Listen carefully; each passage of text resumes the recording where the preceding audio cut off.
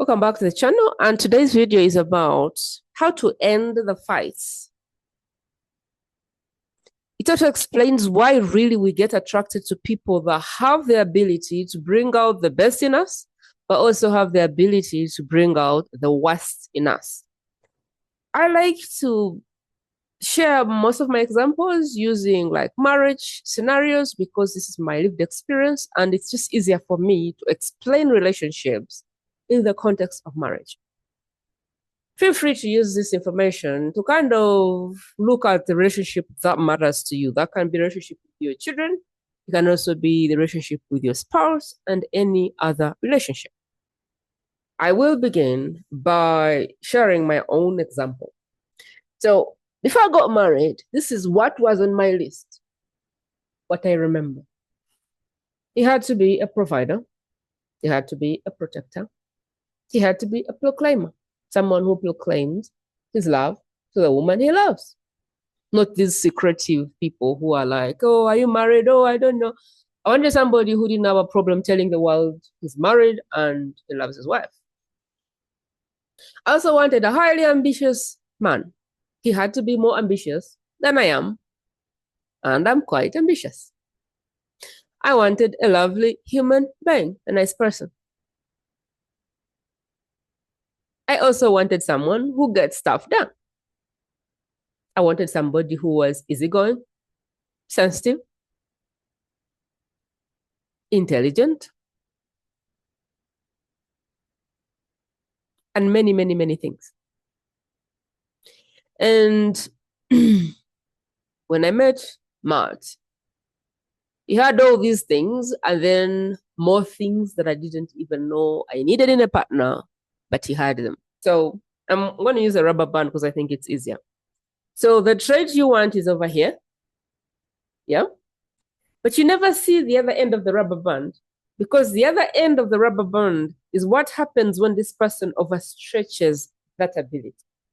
And today I'm going to explain to you this so you can kind of see if you're fighting with your spouse, why this might be like a battle that ends nowhere because there's nothing that is about to change other than you understanding what's happening and seeing what to do with it. So I'm going to explain to you in my situation what this looks like. So my top traits, and I'll write them so I'm remembering. My right traits is I'm a get it done type of person. I'm quite rational, so you can put in the intelligence category. I am quite spontaneous. I don't need like a rhythm and stuff. I consider myself a nice person, like fairly nice. I'm super, super ambitious.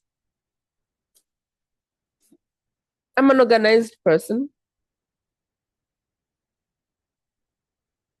I'm an executor, like a super executor. I implement stuff.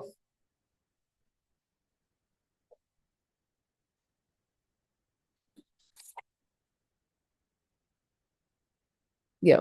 So my top traits are get it done. I'm one of those people who just tell you the truth.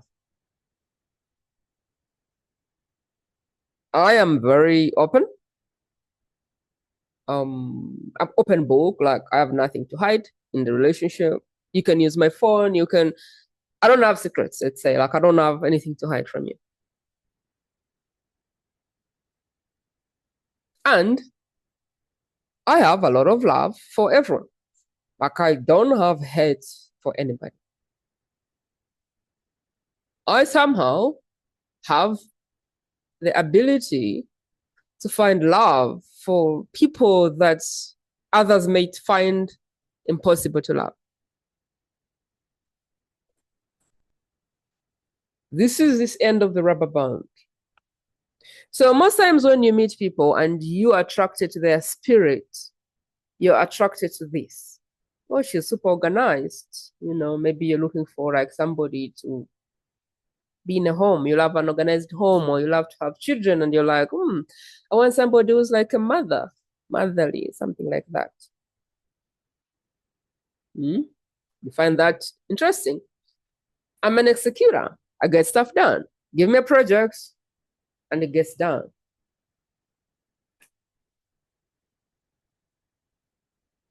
I don't have a problem communicating. So if there's anything to be dealt with, I'm the person. Like, I don't mind the hard conversations. Like, I am always willing to go through the hard discussions to kind of get what I want from the other side. I'm an open book. So you can trust me. I have no secrets. I have nothing to hide. You can get my phone any day and there's literally nothing to hide. And I have this ability to really be empathetic and find love for anybody. So you will look at this and go, I'm attracted to her soul. It's a beautiful soul.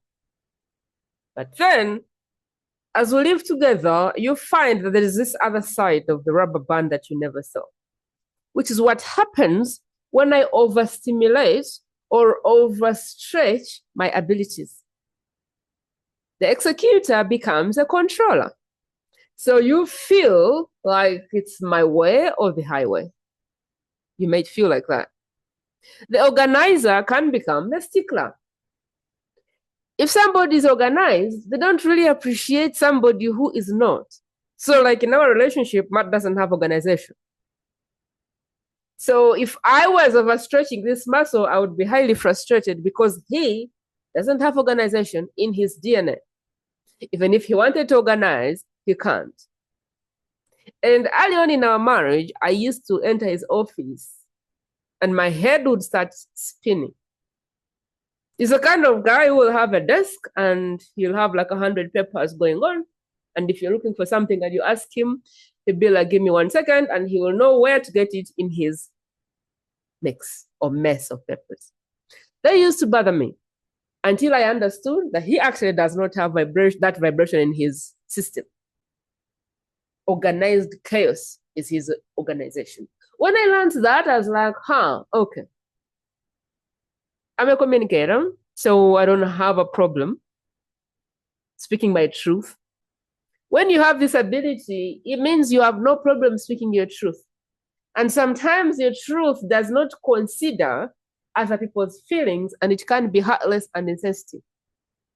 Especially when you activate the number one enemy that causes this stretch, which is the judge. So a lot of problems are caused by something called the judge, according to positive intelligence. So when the judge is at play, you begin to stretch your abilities. The person who is very ambitious ends up being a hyperachiever because the judge is saying you need to do more. That's not enough. So when a judge comes in, this natural trait, beautiful trait, kind of gets overstretched and brings the other side of you that your partner will not appreciate. Now, let's go to Matt, for example, and his traits and what the stretched rubber band looks like for him. He's a very spontaneous person. Spontaneous. You know, if I just wake up and say, hey, let's go to this place, he probably say, let's do it. He doesn't ask why, he doesn't ask how, he just says, let's do it. So he's somebody you can wake up today and just give a plan and he'll be like, he consider it. He's spontaneous. He doesn't need endless planning to do something. It's a good thing when it's not overstretched.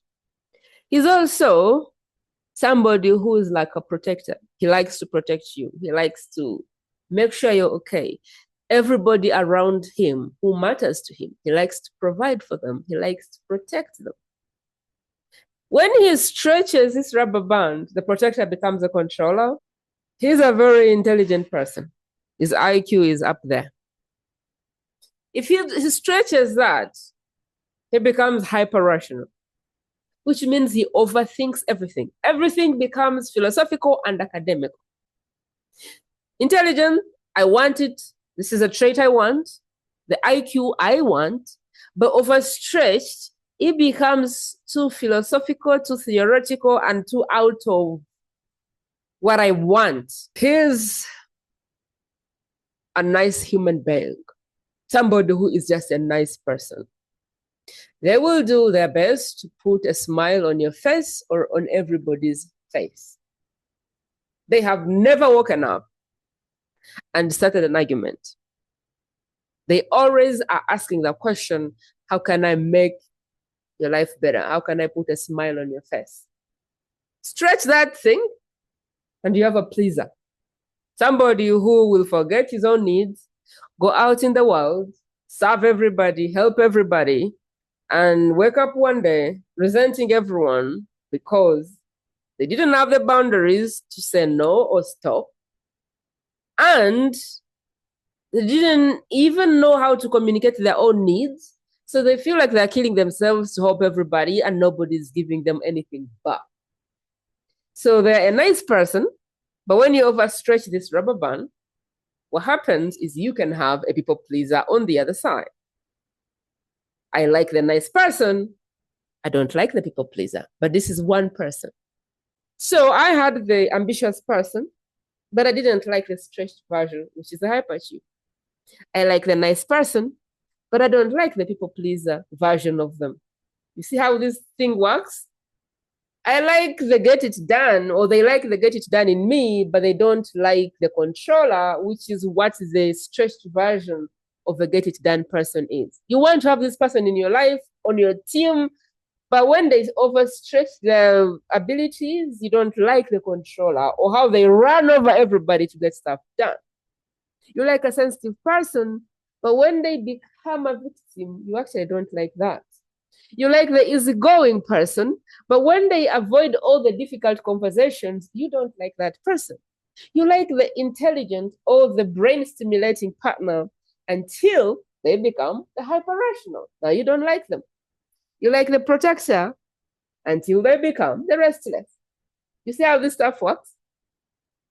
You like the spontaneity until they literally become people who have no organization. You like the provider until they become the controller. You see how this stuff works? You love the organized Prima until she becomes a stickler and she wants the cup facing south. I don't have that level of organization. But there is people who put their cup here, they put their fork here, and if you touch it, there's a problem.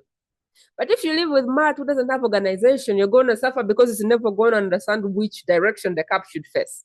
So you have this organizer, overstretched becomes a stickler and becomes not very desirable. The executor becomes the controller. The communicator becomes somebody who can be heartless and senseless. The open book becomes somebody who can trust people that don't need to be trusted. And they can be a stress and they can cause losses in the family. And they can be a stress when they just don't know how to detect bad people. Like, I don't know how to detect bad people. The only thing I think I was able to detect is like bad partners in marriage. But when it comes to maybe giving somebody a job, giving somebody an opportunity, I don't have the nose to smell like bad people. So I will give people opportunities, and Matt is the opposite. He will just see somebody and he's a good judge of character. I'm not.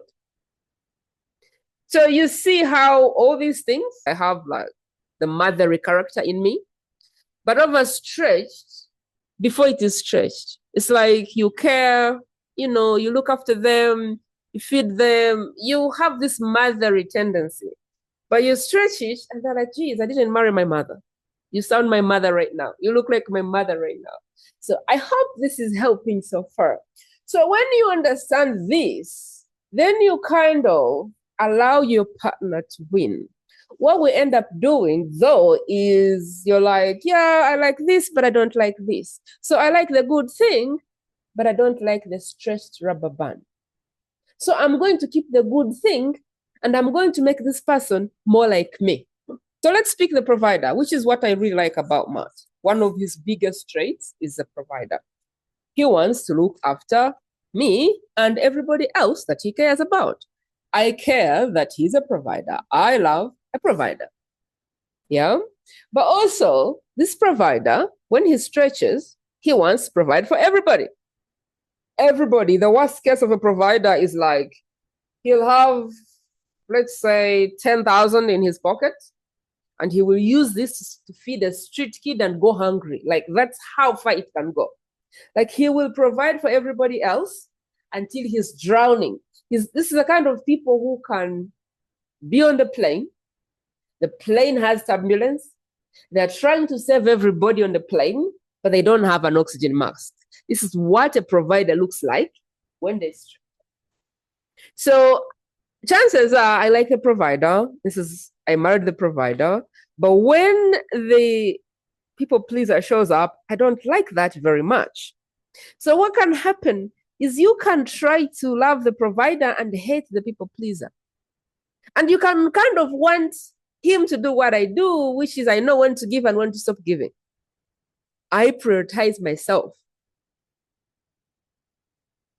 because I'm rational, hyper rational. I have that hyper rational. So I can kind of give, but I kind of know before I give you, I think I need to eat. Before I pay your rent, I need to pay mine. So before I provide for everybody else, I need to put on my oxygen mask first. And so I can find myself in a situation where I'm trying to force Matt to be both a provider and somebody who has this other thing. And that doesn't work. Why? Because the judge is in the middle. I am judging that this is right and this is not right. And every time that happens, every time you get your partner and you want their good side, but you also want them to be more like you, it becomes like a fight that never ends. Because this person truly has the ability to be one DNA. They can't be your DNA and be their DNA. You can't have the provider and not have this other person. And the judge is what stretches this thing to the other side. So every time you access this, you like this, your judge is down. So when you try and stay like this, you don't judge your partner. And what happens is you activate this in them. You know what happens when somebody's beside you and they yawn and you also yawn? It is a subconscious response to yawning, you yawning, and they also yawn. So it's the same thing. When you come like this to your partner, you activate their sage, their good part, this. So this in you activates this in your partner. So every time I'm like this, I'm activating what I want in Matt, which is the provider, the protector, the get it done, the ambitious person, the sensitive person. This is what I'm activating in him. But every time I come to him and I'm like this, then I'm activating the other side of him, which I don't like. And to end the fight, you just catch yourself when you're being attacked by your saboteurs, and you don't try to get to your partner. So, for example, when you kind of catch yourself telling your partner you didn't do this, judging, blaming, you go, maybe I should stop. Or if your partner does that to you, you go, anything I do in this moment is going to stretch the rubber band. So you don't. And there is, of course, what you can do to avoid stretching the rubber band. But that's something that I will teach in the next video. And if you start to feed this, exchange, it really gets so bad that at some point it breaks. And people feel like, okay, I need a divorce. Because they've overstretched this thing. And they don't even remember this person who they married. Because it's like every time there's an interaction with them, it's this. Because you don't know how to stop this from overexpanding. I want you to put in the comments if this is helping you, because I want you to get it. Because once you understand this, it means you have the ability to not overstretch your partner. So if your partner comes at you like this, then you know, okay, we need to go back. When it's your turn and you feel like you're doing this, then you're like, I feel like I am judging. I feel like I am negative. I feel like I really hope this is helping you.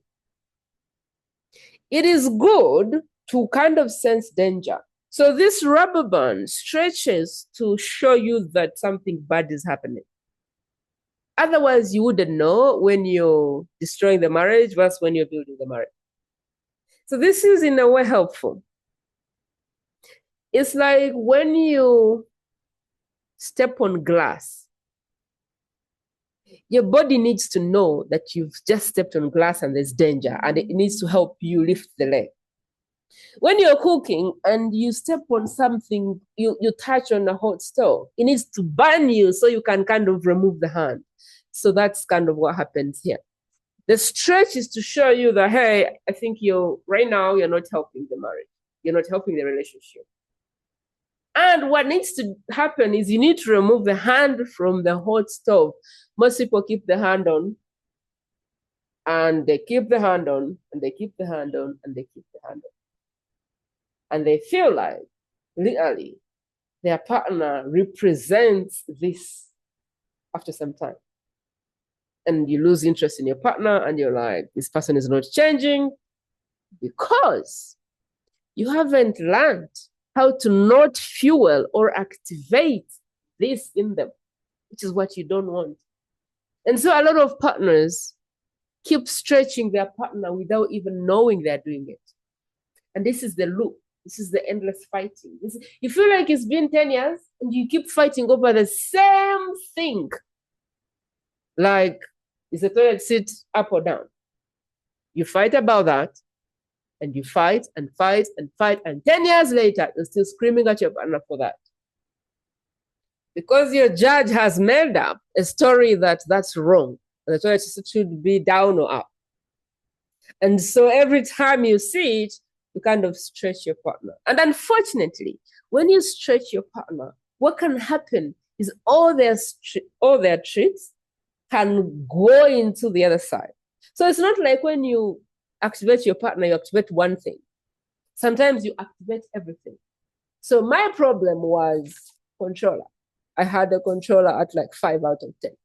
There'll be an assessment, by the way, in the comment that you can take, and you can kind of see what is at play for you. You can kind of see which one of your traits is overstretched. And hopefully that can help you kind of catch it, because the first thing you do is catch that thing.